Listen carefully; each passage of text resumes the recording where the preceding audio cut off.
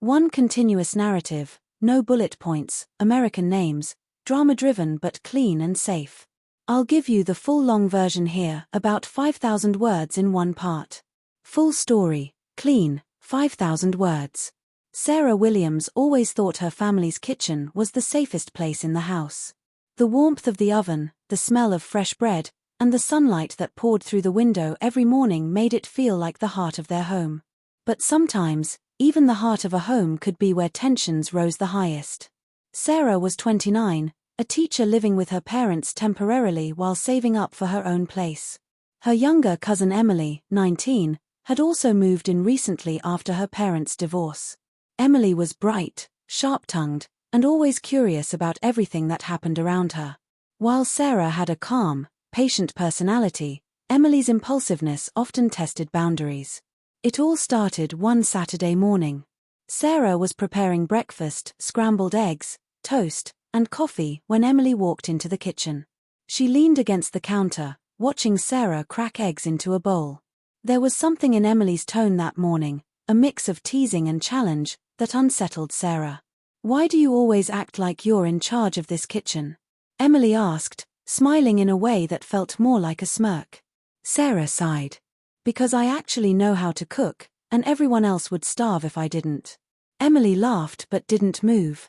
She picked up a slice of bread, tore it apart, and dropped crumbs on the clean counter. Sarah frowned and wiped them away. But then Emily said something that crossed a boundary Sarah had never expected. "You think you're better than me just because you're older, don't you?" Her words weren't playful anymore. They carried resentment. Sarah set down the whisk. "Emily, that's not fair. I've never acted like I'm better than you." Emily crossed her arms. "You make me feel like a kid every time I'm in here. Like I don't belong." Sarah froze. She hadn't realized Emily felt this way. The kitchen, the place Sarah loved most, had somehow become a symbol of power and exclusion to her cousin. Sarah took a deep breath and tried to stay calm.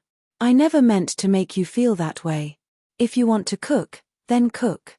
The kitchen isn't mine, it's ours."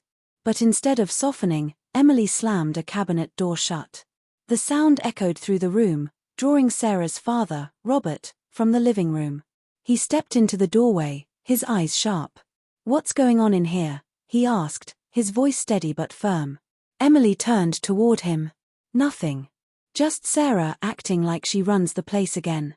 Sarah wanted to argue, but something in her father's expression told her to pause. Robert walked over, pulled out a chair, and sat at the kitchen table. He looked at both of them in silence before speaking. "You two need to talk," he said simply. "And not the way you've been talking just now. Sit down." Sarah sat across from Emily, folding her hands tightly.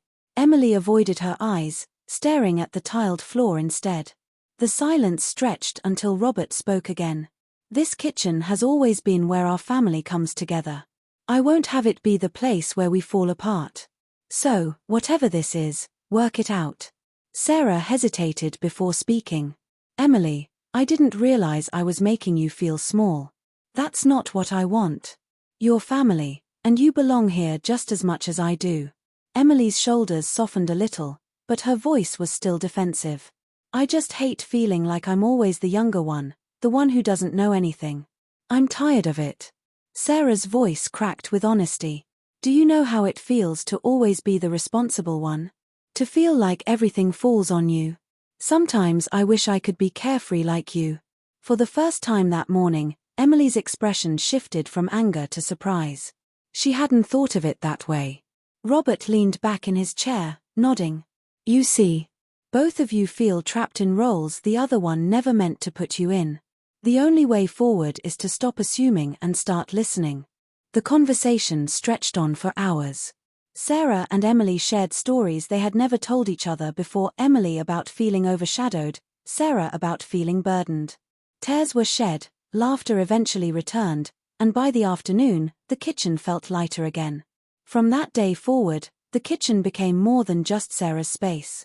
It became their space. Emily learned to cook, and Sarah learned to let go of control. They found balance. Looking back years later, Sarah would say that morning in the kitchen was one of the hardest, yet most important, lessons she ever learned about family: that boundaries could be crossed, but forgiveness could rebuild them stronger. It wasn't the eggs or the toast or the sunlight through the window that made the kitchen the heart of the home anymore. It was the conversations, the honesty, and the willingness to grow together.